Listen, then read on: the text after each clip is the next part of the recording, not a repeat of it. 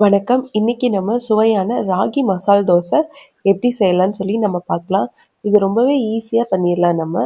அதுக்கு ஃபர்ஸ்ட்டு அந்த தோசை மாவு எப்படி ரெடி பண்றதுன்னு சொல்லி நம்ம பார்க்கலாம். 1 கப் அளவுக்கு ராகி எடுத்து அதை 2, 3 டைம் நல்லா கழுவிட்டு ஒரு 8 மணி நேரம் அப்படி இல்லைன்னா ஒரு நைட் ஃபுல்லாக ஊற வச்சிருங்க. அடுத்து 1/4 கப் அளவுக்கு உளுந்து, அது கூட 1 டீஸ்பூன் அளவுக்கு வெந்தயம், அதை தனியாக ஒரு 2 மணி நேரம் ஊற வச்சிருங்க. இந்த ராகியும் உளுந்தும் நல்லா ஊறினதுக்கப்புறம் அதை தனித்தனியாக மறுபடியும் ஒரு 2, 3 டைம் நல்லா கழுவிட்டு ஒரு மிக்சர் ஜாரில் நம்ம சேர்த்துக்கலாம். நீங்கள் வேணும்னா கருப்புளுந்து கூட பயன்படுத்திக்கலாம். நீங்கள் அப்படி கருப்புளுந்து யூஸ் பண்ணுற மாதிரி இருந்துச்சுன்னா ராகி மாதிரி அதையும் ஒரு 8 மணி நேரம் அப்படி இல்லைன்னா ஒரு நைட் ஃபுல்லாக ஊற வச்சு அதை நீங்கள் மாவாக அரைச்சிக்கலாம். இப்போ நான் இதில் 3/4 கப் அளவுக்கு தண்ணியை கொஞ்சம் கொஞ்சமாக சேர்த்து நல்லா ஃபைனாக அரைச்சிக்கிட்டேன். உங்களுக்கு எந்த அளவுக்கு தண்ணி தேவைப்படுமோ அந்த அளவுக்கு நீங்கள் சேர்த்துக்கலாம். இது சிறுதானியத்தில் அரைக்கிற மாவு அப்படிங்கிறதுனால கொஞ்சம் கெட்டியாக அரைக்கணும். அப்படி இல்லைன்னா அது புளிச்சு வரப்போ அடியில் ஃபுல்லாக தண்ணியாக தேங்கி அந்த மாவே ரொம்ப தண்ணியாக மாறிடும். இப்போ இதை அரைச்சாச்சு. இப்போ அதை ஒரு பாத்திரத்துக்கு மாற்றிட்டு கொஞ்சமாக உப்பு சேர்த்து கலந்துட்டு இதை புளிக்க விட்டுடலாம். ஒரு 6 மணி நேரத்துலேருந்து ஒரு 8 மணி நேரத்தில் அது நல்லா புளிச்சு வந்துடும். அடுத்து அந்த மசால் எப்படி ரெடி பண்ணுறதுன்னு சொல்லி நம்ம பார்க்கலாம். அதுக்கு ஒரு பேனில் கொஞ்சமாக எண்ணெய் சேர்த்துக்கலாம்.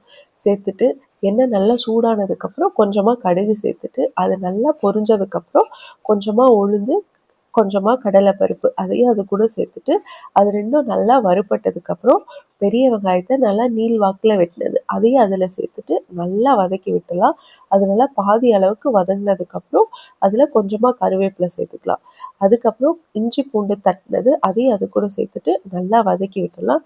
அடுத்து கொஞ்சமாக மஞ்சள் தூள், கொஞ்சமாக மிளகாய் தூள், கொஞ்சமாக கரம் மசாலா அதையும் அது கூட சேர்த்து நல்லா வதக்கி விட்டுட்டு அதில் கொஞ்சமாக தண்ணி சேர்த்துக்கலாம். அப்புறம் தேவையான அளவுக்கு உப்பு அதையும் அது கூட சேர்த்துட்டு அந்த தண்ணி நல்லா கொதிக்க விட்டுடலாம். அது தண்ணி நல்லா கொதிச்சதுக்கப்புறம் நம்ம நல்லா வேக வச்சு மசிச்ச உருளைக்கிழங்கு அதையும் அது கூட சேர்த்து நல்லா கலந்து விட்டு வேக விட்டுடலாம்.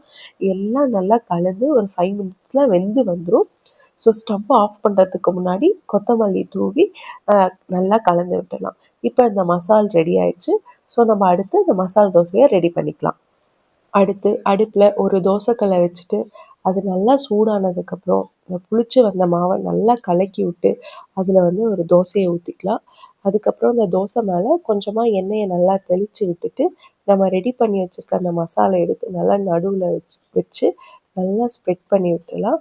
ஒரு 2 செகண்ட்ஸ் கழித்து அந்த தோசையை நல்லா மடக்கி விட்டு 2 பக்கமும் வேக வச்சு எடுத்தோம் அப்படின்னா சுவையான ராகி மசால் தோசை ரெடி ஆயிடும். இந்த வீடியோ உங்களுக்கு யூஸ்ஃபுல்லாக இருந்திருக்கும்னு நான் நினைக்கிறேன்.